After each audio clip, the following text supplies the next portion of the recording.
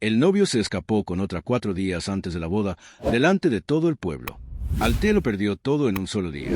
El vestido que había cosido con sus propias manos, el futuro que había planeado punto por punto y las ganas de mirar a cualquiera a la cara sin sentir vergüenza. Compró una finca al final de un camino de tierra y se fue sin mirar atrás. Cuando llegó, encontró en el corral trasero un burro oscuro que el heredero había dejado atrás porque decía que el animal no servía para nada. Altea lo miró y pensó que al menos tenían eso en común. Ambos habían sido descartados por alguien que no supo ver lo que tenía delante. Lo que nadie esperaba es que ese animal le cambiaría la vida de una forma que ningún hombre había logrado. En la provincia italiana de otros tiempos, relatos como este resonaban entre ríos y caminos de tierra. Altea cosía desde los 9 años. Su abuela, Teodolinda, le puso la aguja en la mano una tarde de lluvia en que la niña no se estaba quieta y le dijo que las manos ociosas piensan tonterías. No fue cariño de abuela, fue sabiduría de una mujer que había criado 6 hijos sola y sabía que en el mundo en que vivían la habilidad valía más que las promesas. Altea aprendió rápido. Primero los puntos simples, luego los bordados, luego la máquina de coser de pedal que estaba en la sala y que ella hacía funcionar con todo el cuerpo, los pies al ritmo, las manos guiando la tela, los ojos midiendo cada línea sin necesidad de regla. A los 15 ya cosía para otros, a los 20 mantenía la casa, y cuando la abuela murió le dejó a Altea la máquina, un puñado de carretes guardados en una caja de hojalata y la certeza de que una mujer que sabe hacer algo con sus propias manos nunca está completamente perdida. Adelmo entró en la vida de Altea el año en que cumplió. Apareció como aparecen los hombres que saben gustar poco a poco, con palabras bien elegidas y gestos que parecen grandes cuando aún no se ha aprendido a medir. Trabajaba en el Ultramarinos del centro del pueblo y tenía ese tipo de sonrisa que funciona bien detrás de un mostrador. Abierta, rápida y que desaparecía cuando no había ningún cliente cerca. Pero eso Altea tardó en entenderlo. Fueron novios durante 3 años. Le pidió que se casara con él una noche de la fiesta de San Juan, con la hoguera y la gente alrededor. Y Altea dijo que sí con el corazón tan lleno que no quedó espacio para las dudas. La boda se fijó para un sábado de mayo.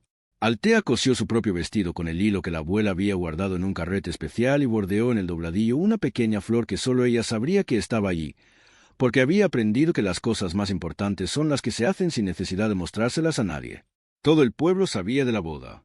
En la provincia, ese tipo de cosas no es una novedad, es un acontecimiento.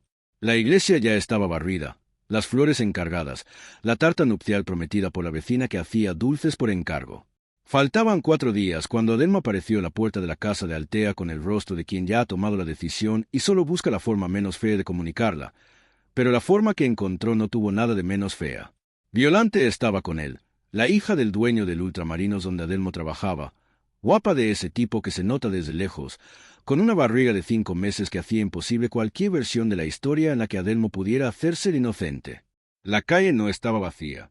Nunca lo está cuando la vergüenza decide ocurrir. Había gente en la acera, niños en el portal, ventanas abiertas y oídos atentos en cada muro de esa calle. Adelmo habló poco porque la escena ya contaba lo que su boca trataba de minimizar. Dijo que las cosas habían cambiado, que no lo había hecho a propósito, que pensaba que era mejor ser honesto ahora que fingir en el altar. Altea escuchó todo desde el umbral, con la mano que aún sostenía el bastidor de bordar que estaba usando cuando oyó llamar a la puerta. No lloró, no alzó la voz, no lanzó nada. Se quedó firme con esa firmeza de la mujer que se está derrumbando por dentro, pero se niega a dejar caer los pedazos donde otros puedan verlos. Cuando Adelmo terminó, ella entró, cerró la puerta y se quedó apoyada en la madera, en la oscuridad de la sala, con el vestido de novia colgado en la pared enfrente que brillaba en la poca luz que entraba por la rendija. Lo último que él dijo antes de irse, con voz suficientemente alta para que los que estaban en la calle pudieran oírlo, fue que Altea siempre había sido demasiado buena cuidando de los demás, pero que nunca había sabido ocuparse de su propia vida y que, en el fondo, le estaba haciendo un favor. La frase entró y se instaló en un rincón de la cabeza como una brasa que cae en el suelo de madera, que uno cree haber apagado, pero que sigue ardiendo abajo, donde la mirada no alcanza.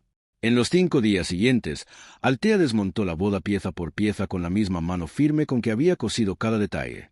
Devolvió lo que pudo, guardó lo que no pudo devolver, anuló la iglesia, dio las gracias a la vecina por la tarta e hizo todo esto con una educación seca que no dejaba espacio ni a la lástima ni a las preguntas. El dinero que había ahorrado durante 3 años para el comienzo de la vida en común ahora era solo suyo, y por primera vez ese dinero, que no era mucho, parecía enteramente suyo, sin el olor de un plan compartido, sin la sombra de un nombre ajeno. No era suerte, pero era independencia. Y en ese momento de la vida de Altea, la independencia pesaba más que la cantidad. Permaneció encerrada una semana en la casa de la abuela, cosiendo pedidos que ya estaban atrasados, durmiendo poco y pensando mucho, mientras todo el pueblo comentaba en voz baja, con esa mezcla de lástima y curiosidad que convierte el dolor ajeno en tema de conversación de terraza. Fue la señora Eufemia quien se presentó en la puerta un miércoles por la mañana, sin ser invitada y sin pedir permiso para entrar. Era una mujer de 60 años y pico, viuda 2 veces, con manos de quien ha trabajado toda la vida y una forma de hablar que no se andaba con rodeos cuando podía ir al grano. Vivía a la salida del pueblo, criaba gallinas y vendía huevos en el mercado, y tenía con Altea ese tipo de amistad que no depende de la edad, que se crea a través del reconocimiento silencioso de una mujer que mira a otra y ve la misma dureza en el camino. Eufemia se sentó en la silla en la cocina, aceptó el café que Altea ofreció por costumbre, y permaneció en silencio durante un tiempo que habría sido extraño entre personas que se conocen menos. Luego dijo, sin rodeos, que había una finca en venta en el camino que salía del pueblo en dirección al campo. Pertenecía a un tal señor Callisto, muerto 2 meses antes.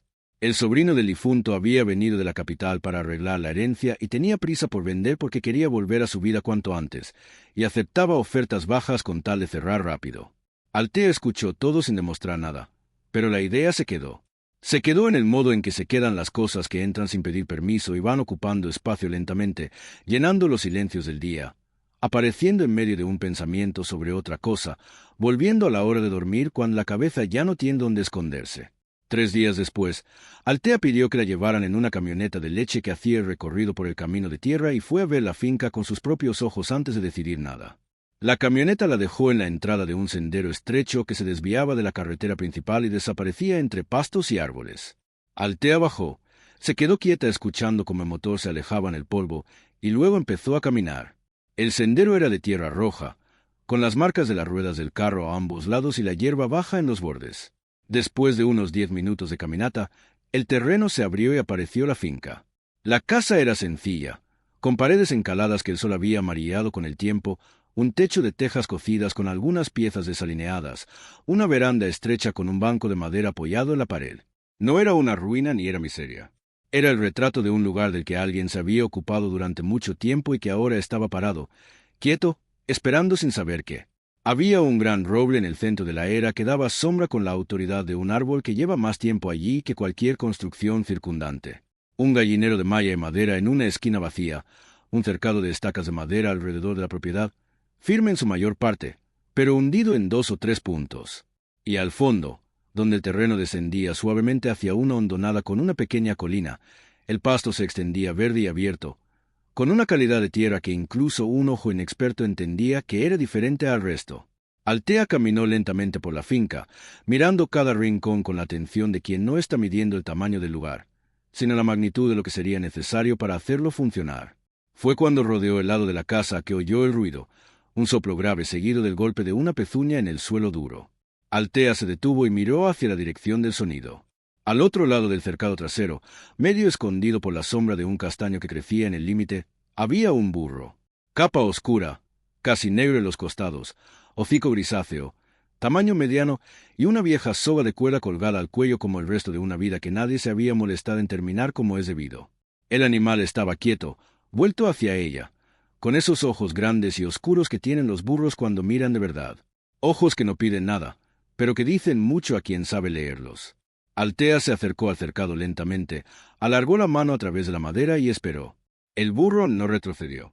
Se acercó a su ritmo, apoyó el hocico caliente en los dedos de Altea y se quedó allí, respirando con esa constancia del animal que ha decidido confiar antes de tener motivo. Altea mantuvo la mano en el hocico del burro durante un tiempo que no midió. Sintió el pelo áspero, el calor de la piel, la respiración lenta y pesada de un animal que está cansado de un cansancio que no es del cuerpo. Es de espera. Pensó que había algo en ese encuentro que no encajaba en la lógica de quien va a ver un terreno para comprar. Era algo más pequeño y al mismo tiempo más grande que una decisión de negocio.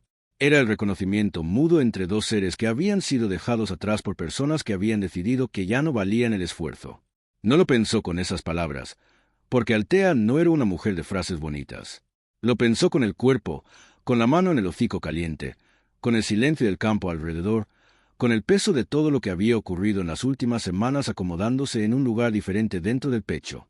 Un lugar que ya no era solo dolor, era decisión. Compró la finca al día siguiente. El sobrino del señor Callisto firmó los papeles con el bolígrafo de quien firma un alivio. Contó el dinero 2 veces y le entregó las llaves sin ceremonias.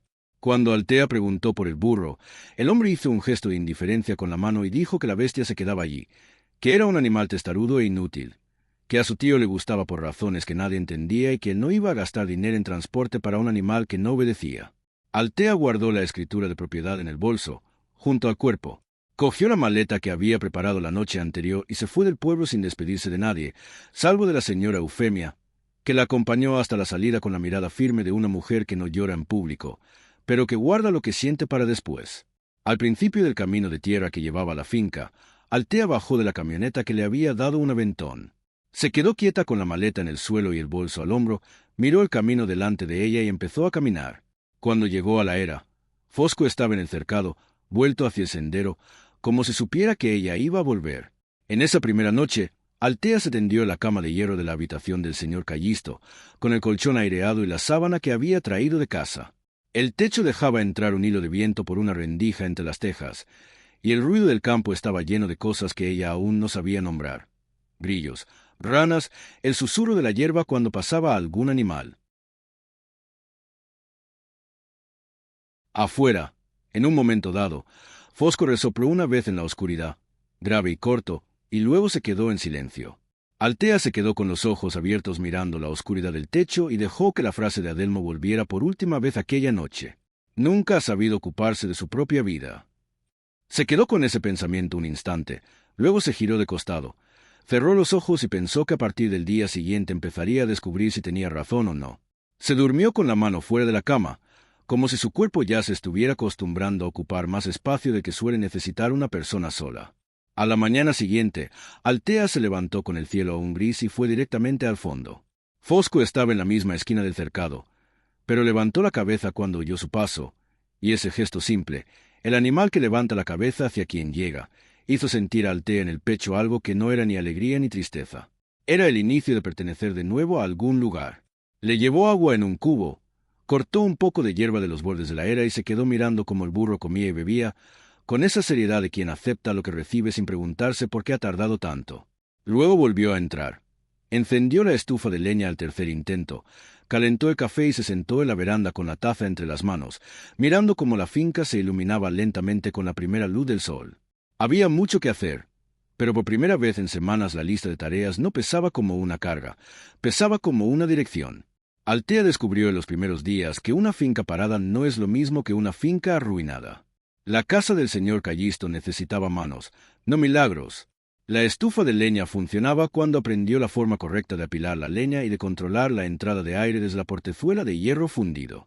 La bomba del pozo se atascaba, pero se desatascaba con un golpe seco en el tubo, dado en la altura justa que ella había descubierto por tanteo después de 4 mañanas de insistencia.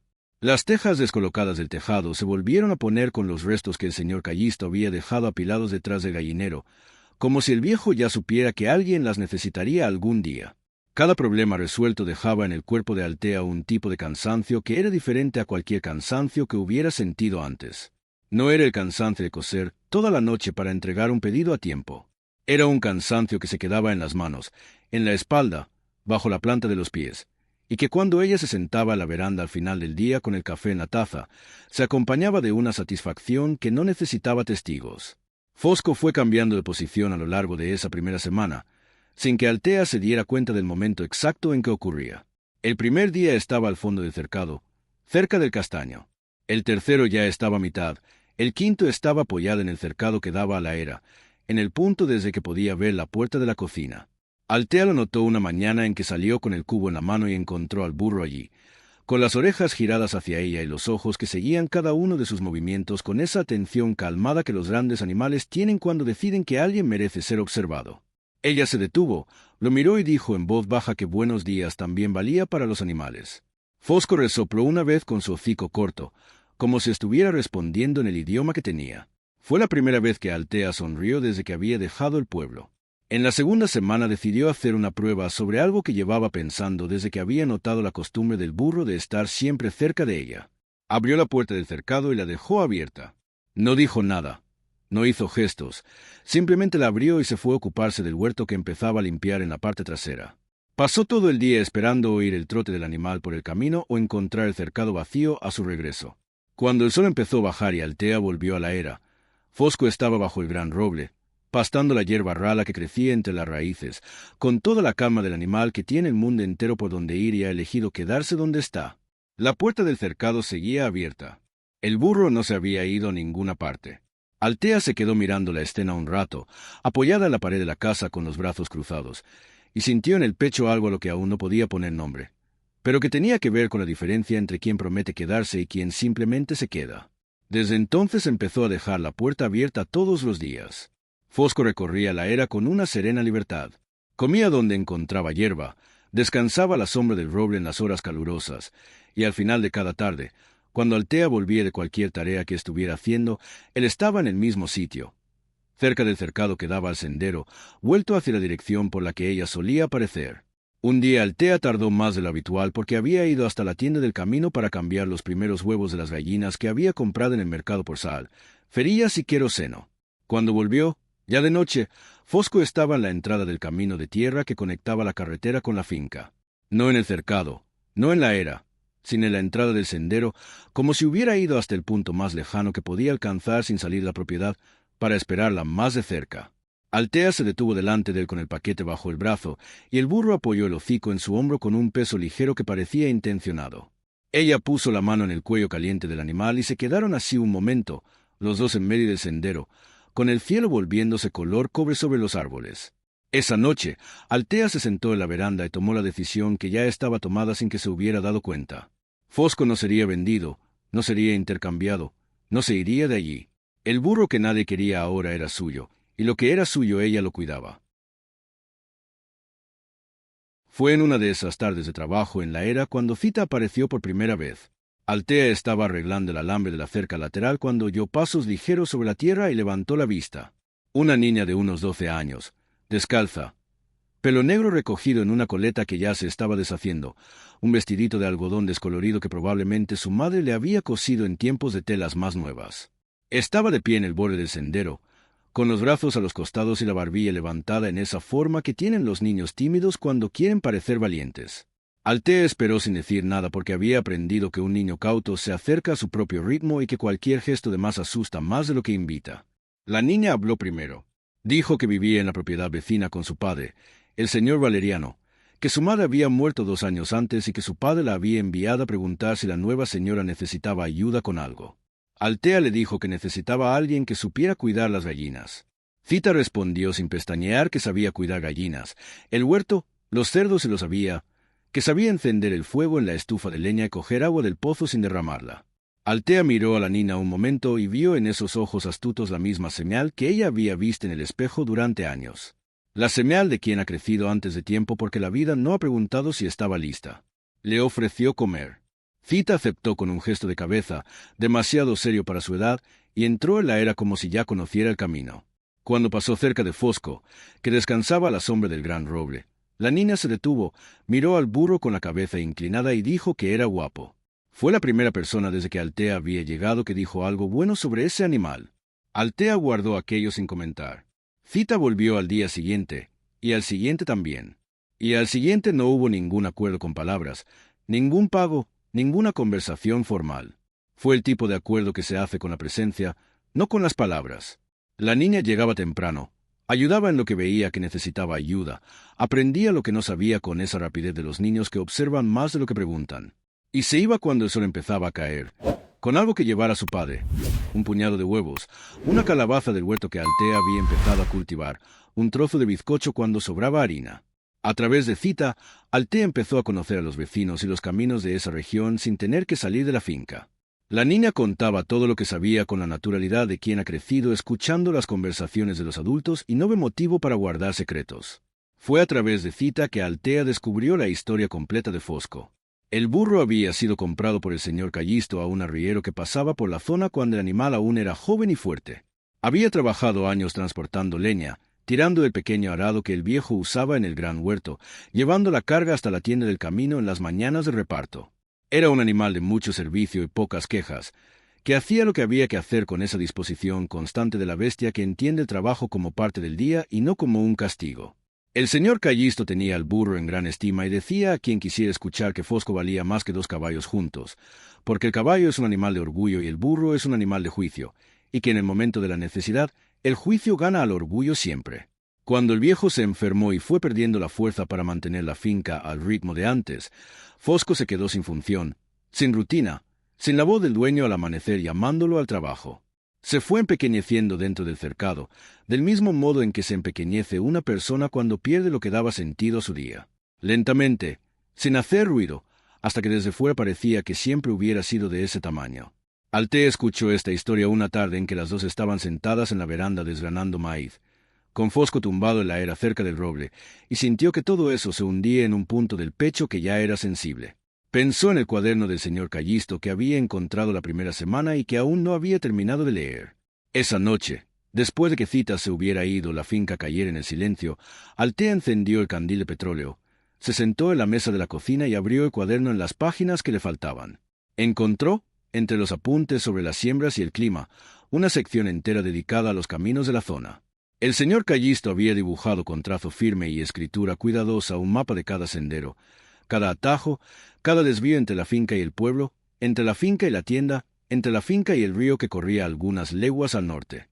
Y al lado de cada sendero aparecía siempre la misma anotación: Fosco conoce.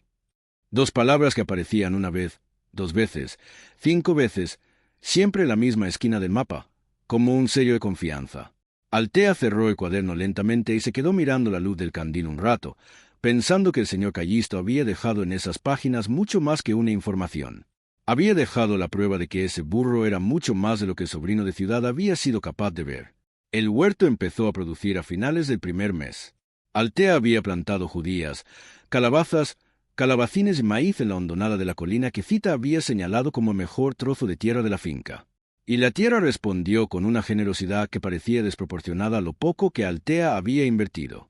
Las judías brotaron primero, con esa determinación de la planta que no consulta a nadie antes de nacer. Luego la calabaza, extendiendo hojas anchas por el suelo, como si quisiera tomar el control de todo lo que la rodeaba. Los calabacines crecieron derechos y firmes. Y el maíz llegó el último, pero llegó con una fuerza que decía que ese suelo estaba esperando a que alguien volviera a sembrar. Altea recogía lo que estaba listo, conservaba lo que había que conservar y llevaba el excedente hasta la tienda del camino, para intercambiarlos por provisiones y material. Fosco empezó a acompañarla en esas excursiones a la tienda, transportando los sacos atados a la grupa con unos aparejos improvisados que Altea había cosido con lona encerada y cuerda. El burro caminaba a su lado por el camino de tierra con pasos firmes y regulares, sin riendas, sin órdenes, al ritmo exacto en que ella caminaba, como si entre los dos hubiera un acuerdo silencioso sobre la velocidad y la dirección que no hacía falta pactar. Fue en la tienda del camino donde Altea escuchó por primera vez el nombre del señor Tancredi. El dueño de la tienda era un hombre de conversaciones medidas, pero aquella mañana comentó, mientras pesaba las judías que Altea había llevado para intercambiar, que el propietario de la gran finca que limitaba con la propiedad por el lado oeste andaba haciendo preguntas sobre la nueva dueña de la tierra del señor Callisto. Altea no dijo nada, asintió y ya está. Volvió a la finca con Fosco a su lado y el sol fuerte que golpeaba el camino de tierra, y se le quedó esa información dando vueltas en la cabeza, sin saber aún qué significaba. Pero el cuerpo ya lo sabía, porque a la vuelta caminó un poco más rápido y cuando llegó a la era miró la cerca del límite oeste con una atención que antes no tenía. Esa tarde, mientras trabajaba en los huertos, oyó el ruido de un motor que pasaba lentamente por la carretera que corría paralela a la propiedad. Demasiado lento para quien solo está de paso. El motor se detuvo unos segundos, luego arrancó de nuevo. Altea levantó la vista hacia la dirección del sonido, pero no vio nada más que el polvo suspendido en el aire caliente. Volvió al trabajo, pero guardó ese sonido en el mismo lugar donde guardaba todo lo que aún no tenía explicación, pero que no parecía casual en absoluto. El señor Tancredi se presentó en persona un domingo por la mañana. Altea estaba en la veranda remendando un toldo que usaba para cubrir los sacos de maíz. Cuando oyó el motor y vio la furgoneta negra detenerse en la entrada del camino, bajó un hombre grande con un sombrero de ala ancha y una camisa elegante con las mangas arremangadas sobre los antebrazos, con ese tipo de corpulencia que ocupa espacio a propósito, y con el paso de quien está acostumbrado a llegar a los sitios y ser recibido como una visita importante. Se detuvo fuera de la cerca, apoyó las dos manos en los postes y se quedó mirando la finca a su alrededor con la calma de quien está evaluando la mercancía antes de hacer una oferta.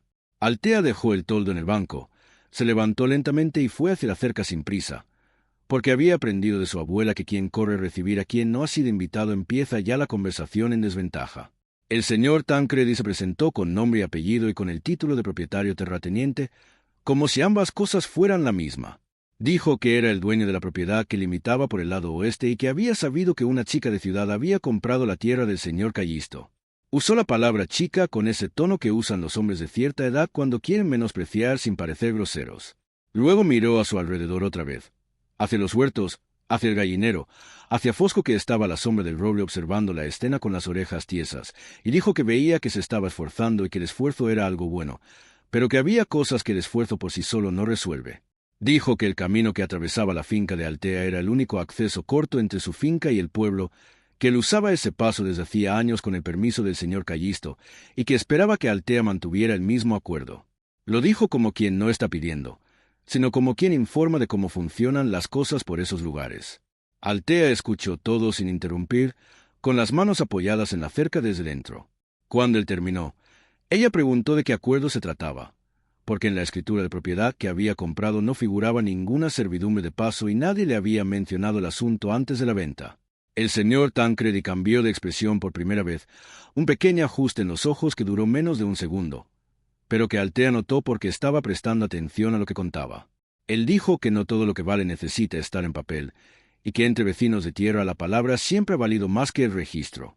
Altea respondió que respetaba la palabra de quien había estado allí antes que ella, pero que hasta que no supiera exactamente que se había acordado y que no, la verja del camino seguiría cerrada. Lo dijo sin alzar la voz, sin aire de desafío, con la misma firmeza de quien cose en línea recta y no se desvía del trazado.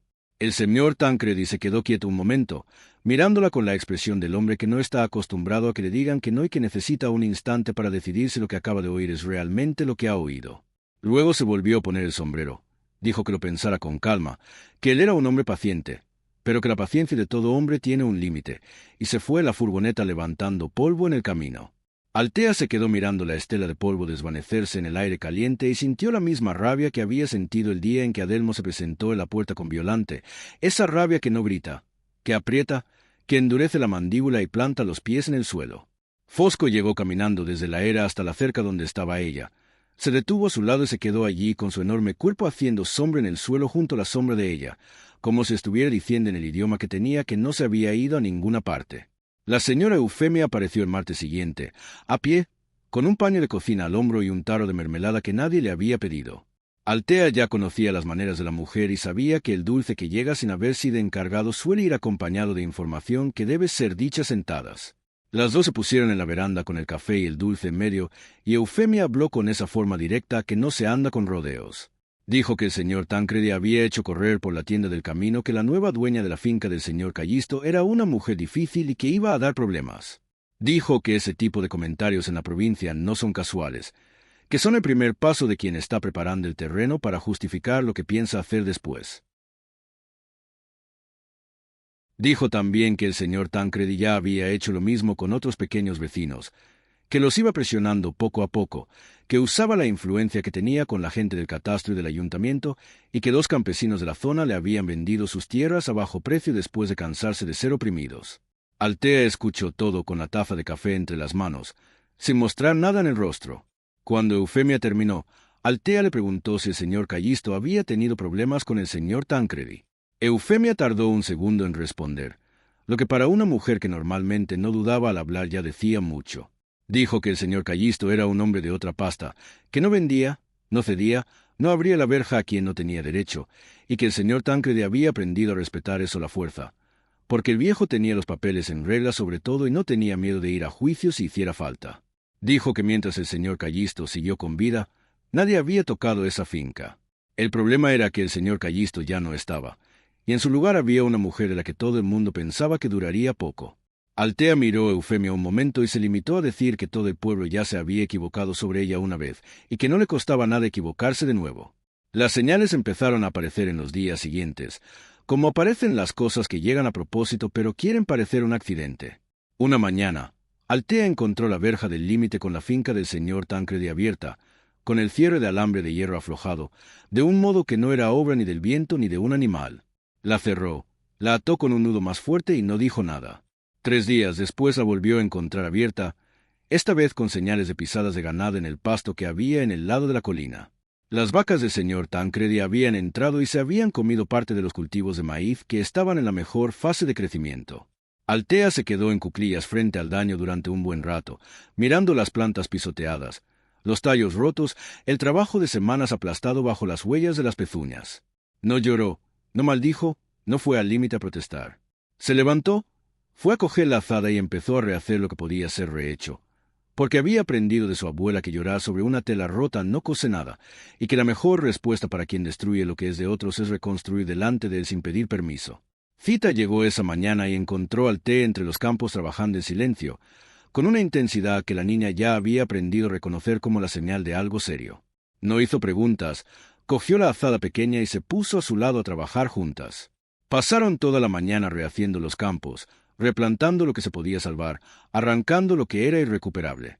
A media tarde, el señor Valeriano, el padre de Zita, apareció con un rollo de alambre de hierro y unos postes nuevos bajo el brazo.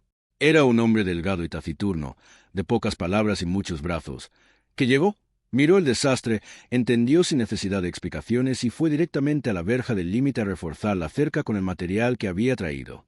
Trabajó hasta que cayó el sol sin aceptar más que el café que Altea le llevó a media tarde.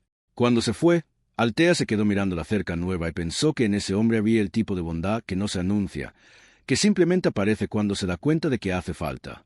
La semana siguiente transcurrió tranquila, con esa quietud en el aire que precede a la tormenta y que quien vive en el campo reconoce en el cuerpo antes de reconocerla en el cielo. Altea trabajó más de lo habitual, recogió las judías que habían llegado a maduración, preparó los sacos para llevar a la tienda, reparó el gallinero donde la malla había cedido, y pasó 2 tardes enteras reforzando los aparejos de Fosco con una tela gruesa que había comprado en el pueblo, porque los que había cosido a toda prisa en las primeras semanas ya estaban cediendo en las costuras. El burro la dejó cambiar las cinchas sin quejarse. Se quedó quieto mientras ella ajustaba cada hebilla improvisada. Y cuando Altea dio un paso atrás para mirar el resultado, Fosco sacudió el cuerpo una vez, como hace un animal que se prueba un vestido nuevo, y luego se quedó inmóvil en señal de aceptación. Altea le pasó la mano por el lomo y el burro giró la cabeza hacia donde venía su voz, con esa atención mansa que ya formaba parte de la rutina de los dos. Fue un jueves al atardecer cuando el tiempo cambió. Altea estaba en los campos cuando sintió que el viento cambiaba de dirección de repente, pasando de una brisa tibia a una ráfaga fría que traía de lejos olor a tierra mojada. Miró el cielo y vio en el horizonte, por el lado oeste, un muro de nubes oscuras, bajas y compactas, del tipo que no amenaza, sino que actúa. Corrió a recoger la ropa tendida, a cerrar el gallinero, a cubrir los sacos de maíz con el toldo en la veranda. Zita ya se había ido 2 horas antes, y Altea se sintió aliviada por eso, porque lo que se avecinaba no era lluvia que moja, era lluvia que inunda.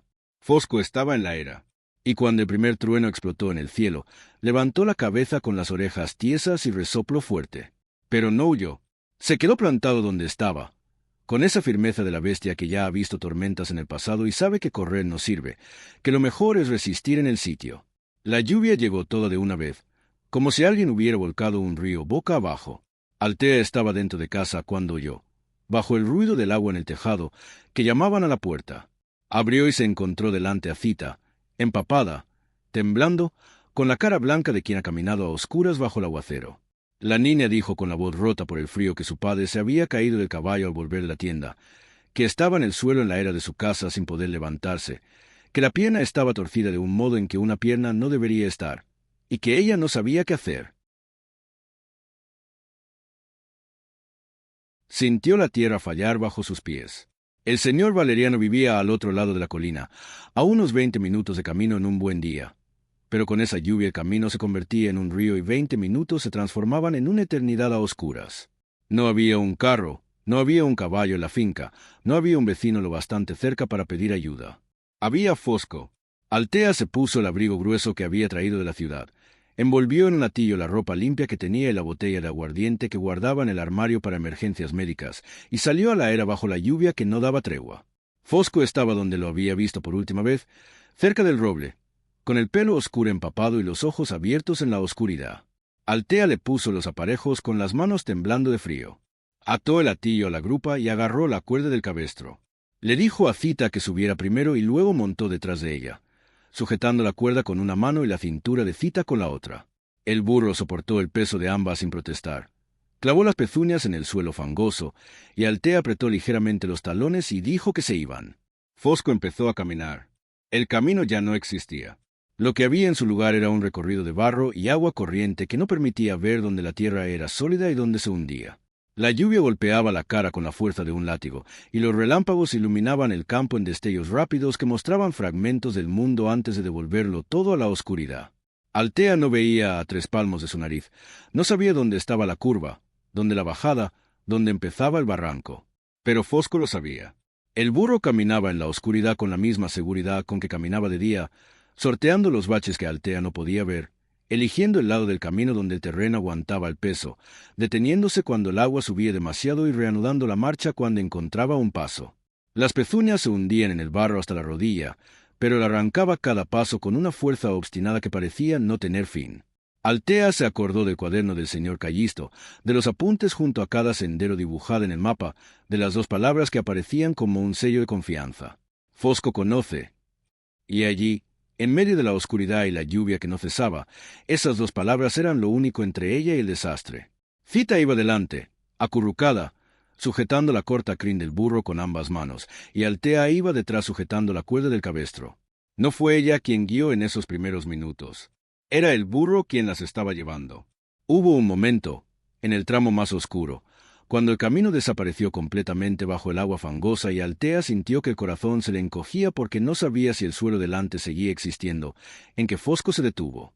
Se detuvo con las 4 patas firmes, la cabeza levantada, las orejas girando en la oscuridad como si estuviera escuchando algo que ellas 2 no podían oír. Permaneció así unos 10 segundos que parecieron 10 minutos. Luego giró a la izquierda, salió del camino y tomó un sendero lateral cuya existencia Altea ni siquiera conocía. El sendero era más alto, más sólido, protegido por una hilera de árboles que rompía la fuerza de la lluvia. El burro siguió por allí con la misma certeza de antes, paso a paso, en la oscuridad, en el barro, con el peso de ambas sobre el lomo de la tormenta alrededor, sin dudar jamás. Cuando las débiles luces de la casa del señor Valeriano aparecieron en la oscuridad, Altea sintió que todo el cuerpo se le derretía de alivio. Fosco fue recto hasta la era, como si supiera exactamente a dónde iba, y se detuvo delante de la puerta. Altea bajó, ayudó a Zita a bajar, y las 2 entraron corriendo. El señor Valeriano estaba en el suelo del salón, pálido, con la pierna izquierda en un ángulo que revolvía el estómago. Altea improvisó una tablilla con un trozo de madera y una tira de tela.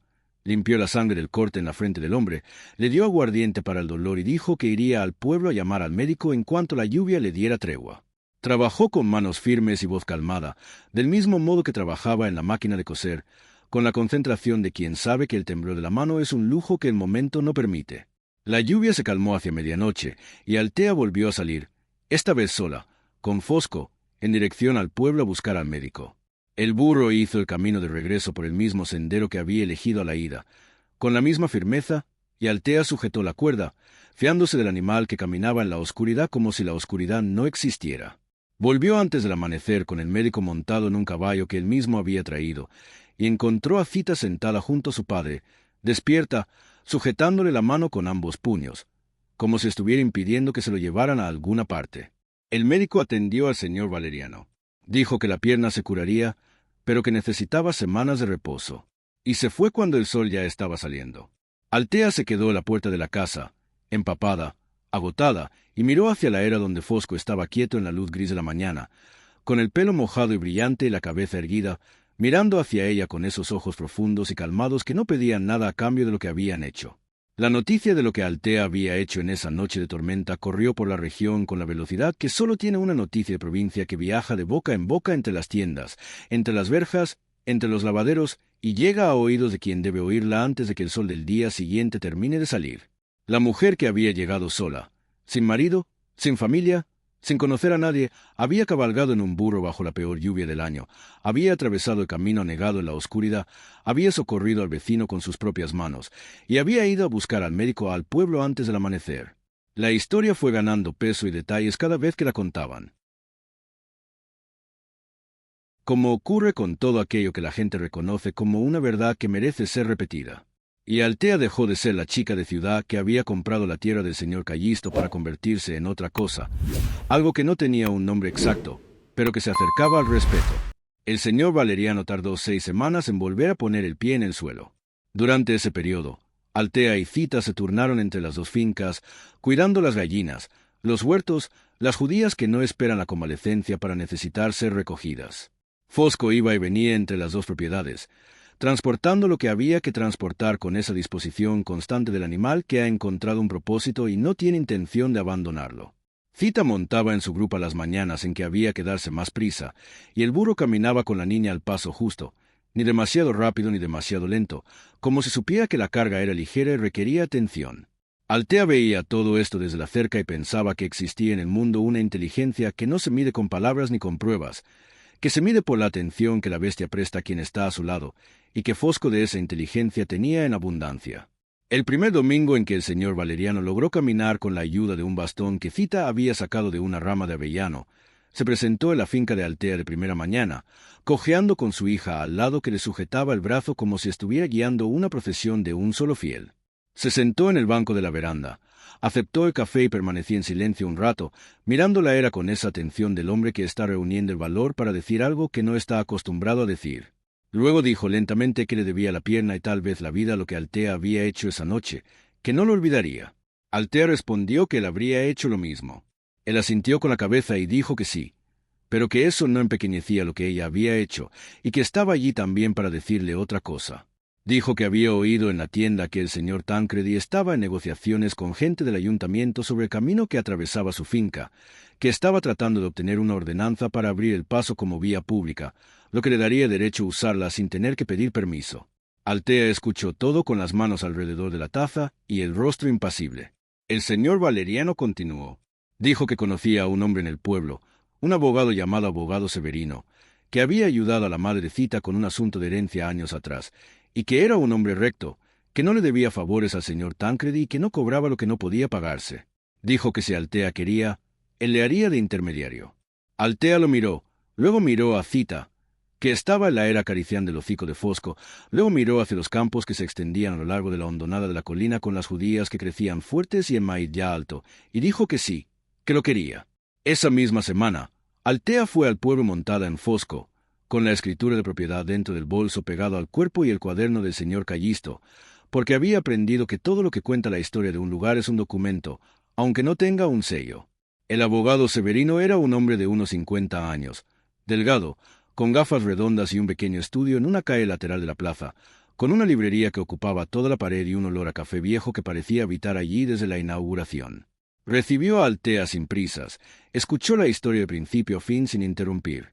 Pidió ver la escritura y examinó cada línea con la lenta precisión de quien sabe que la prisa es la mejor amiga del error. Luego pidió el cuaderno del señor Callisto. Altea dudó un segundo porque ese cuaderno se había convertido en algo casi sagrado dentro de su bolso, pero se lo entregó.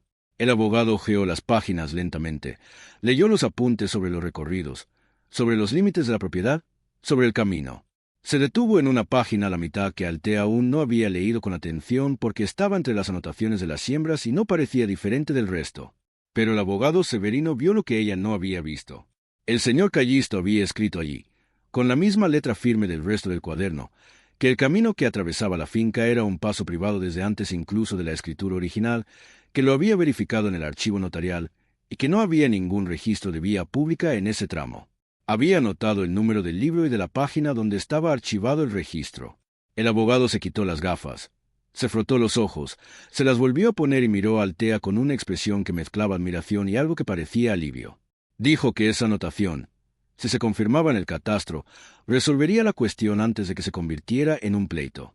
Dijo que iría a comprobarlo personalmente, y que si el registro existía tal como lo describía el señor Callisto, el señor Tancredi no tendría argumentos legales para forzar la apertura del paso. Altea preguntó cuánto costaba. Él le dijo que pediría la cuenta una vez hecho el trabajo y que la cantidad sería justa. Altea lo miró un instante con esa atención de una mujer que ha aprendido a desconfiar de la generosidad fácil, pero vio en los ojos del hombre la misma cosa que había visto en los ojos del señor Valeriano y en los ojos de la señora Eufemia, la simple honestidad de gente que ayuda porque sabe lo que es necesitar y no encontrar ayuda. La confirmación llegó en menos de 2 semanas. El registro existía. El camino era un recorrido privado de la propiedad desde el acta más antigua que el catastro tenía en archivo, y nunca había sido expropiado, nunca había sido registrado como vía pública, nunca había cambiado de estatus. El señor Callisto lo sabía porque había ido a comprobarlo cuando el señor Tancredi había empezado a usar el paso sin pedir permiso, y lo había anotado en el cuaderno con la precisión de un hombre que se fía más de lo que escribe que de lo que promete. El abogado Severino redactó un requerimiento formal y lo hizo entregar en la finca del señor Tancredi por un oficial de justicia. Altea no supo qué ocurrió cuando el terrateniente recibió el escrito, pero la señora Eufemia le contó después, con esa media sonrisa de una mujer que sabe guardarse placer para el momento justo, que el hombre se había puesto rojo, había arrugado el papel, lo había tirado al suelo, luego lo había recogido, lo había vuelto a leer y había llamado a su abogado ese mismo día. 2 semanas después, la verja del límite dejó de ser tocada. La furgoneta dejó de pasar lentamente por el camino, y el nombre del señor Tancredi dejó de aparecer en las conversaciones relacionadas con la finca de Altea. No hubo disculpas, no hubo reconocimientos públicos, no hubo nada de eso que la justicia de los hombres a veces se olvida de exigir, pero hubo silencio. Y en la provincia, cuando un cierto tipo de hombre se calla sobre un cierto tipo de asunto, es porque ha perdido y lo sabe. Altea recibió la noticia sentada en la veranda con Fosco tumbado en la era cerca del roble y no dio saltos de alegría. Permaneció tranquila un rato, mirando la finca a su alrededor con esa atención prolongada de quien quiere guardar cada detalle en el lugar correcto de la memoria. Los campos estaban llenos, con las judías maduras y las vainas gordas que esperaban la cosecha de la semana. El maíz ya superaba la altura de la cerca y se mecía cuando el viento de la tarde llegaba desde el lado de la colina. Las gallinas picoteaban en la era con la soberana indiferencia de los animales que no siguen los dramas de la gente, y Fosco estaba allí con el pelo oscuro que brillaba de salud, la cabeza erguida, los ojos abiertos y calmados.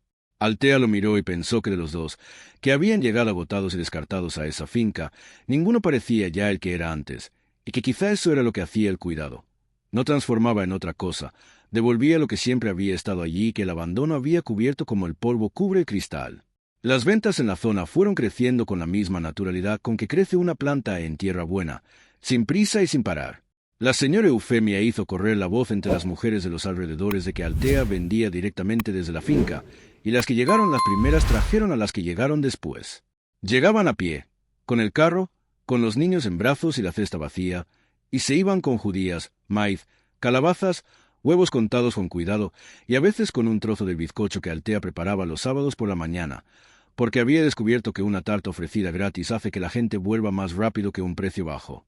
Instaló la mesa a la sombra del roble, y ese espacio se transformó en un punto de encuentro. Un lugar donde las mujeres se detenían a hablar, a intercambiar recetas y novedades, a descansar antes de volver a casa. Altea cogía a cada una con su habitual modo tranquilo, sin forzar la simpatía, sin fingir ser quien no era, y se ganó la confianza de esa gente del único modo en que se gana la confianza a la provincia, siendo la misma persona todos los días sin variaciones. Zita creció en esos meses de un modo que no tenía que ver solo con la estatura. Se volvió más segura en el paso, más decidida en las palabras, más rápida en el trabajo. Altea enseñó a la niña a coser en las tardes en que el trabajo de la finca lo permitía, sentadas en la veranda con el candil de petróleo entre ellas y la tela en el regazo. Y Zita aprendió con la misma rapidez con que aprendía todo, observando más que haciendo preguntas, equivocándose una vez y no equivocándose la segunda. Altea veía en esa niña algo que le hacía recordar a sí misma a los 12 años, sentada en el salón de su abuela con la aguja en la mano y el mundo entero aún por construirse. Y pensaba que quizá era eso lo que la abuela Teodolinda había sentido cuando le puso la primera aguja en la mano aquella tarde de lluvia. No estaba enseñando un oficio, estaba sembrando una oportunidad. Un domingo por la tarde, meses después de todo aquello, Altea se sentó bajo el roble con la taza de café y se quedó mirando la finca. La casa estaba arreglada, con las paredes encaladas de nuevo donde se había manchado, el tejado entero, la veranda barrida, la era limpia y viva con las gallinas picoteando, el huerto que producía, los sacos de la cosecha apilados en la veranda esperando el próximo viaje a la tienda.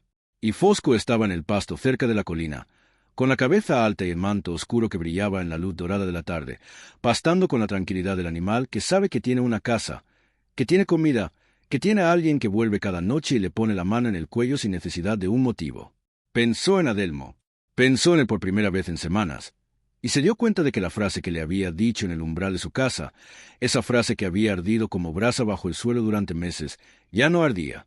Seguía allí, escondida en el rincón de la memoria donde están las cosas que no se olvidan, pero había perdido su calor. Nunca ha sabido ocuparse de su propia vida. Altea miró a su alrededor, hacia la tierra que había comprado sola, hacia la casa que había arreglado con sus propias manos, hacia los campos que había sembrado y cosechado, hacia la batalla que había ganado con un cuaderno y un abogado honrado, hacia la noche en que había cabalgado un burro bajo la tormenta salvando la pierna a un hombre que luego le había salvado la tierra con una información dada en el banco de la veranda. Miró todo esto y no necesitó responder a la frase de Adelmo en voz alta, porque la respuesta estaba plantada en cada rincón de esa finca, visible para quien quisiera ver. Fosco salió lentamente del pasto al final de esa tarde y se encaminó hacia la cerca de la era. Altea lo vio acercarse con ese paso firme y tranquilo, que era tan diferente del paso arrastrado del animal que había conocido la primera vez, flaco y abandonado a la sombra del castaño con una vieja cabestra colgada al cuello. El burro se detuvo al otro lado de la cerca, en la misma posición en que estaba el día que Altea vio la finca por primera vez, y se quedó mirándola con esos ojos grandes y oscuros que no pedían nada, que nunca habían pedido nada, que estaban simplemente allí, presentes, constantes, con la fidelidad muda de quien ha elegido quedarse cuando pudo haberse ido. Altea se levantó del banco, fue hacia la cerca y apoyó la mano en el hocico caliente del burro. Fosco apoyó la cabeza sobre su mano con ese peso ligero que ya era un gesto conocido entre ellos dos. Y se quedaron allí, los dos, en la luz dorada del atardecer, con toda la finca a su alrededor, como silenciosa prueba de que lo que parece acabado a veces solo está esperando a que alguien llegue y decida no irse. Pensó en el señor Callisto, el viejo que había vivido en esa tierra durante décadas, que había notado cada sendero, cada detalle, cada secreto de la finca en un cuaderno de tapa dura, y que había escrito junto a cada mapa las dos palabras que en una noche de tormenta habían marcado la diferencia entre el desastre y el regreso a casa.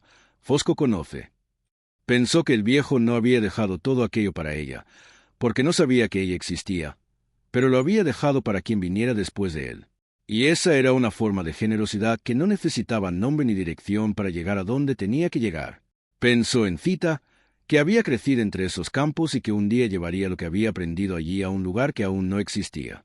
Pensó en la señora Eufemia, que había aparecido en la puerta sin invitación y había cambiado el curso de todo con una información y un tarro de mermelada.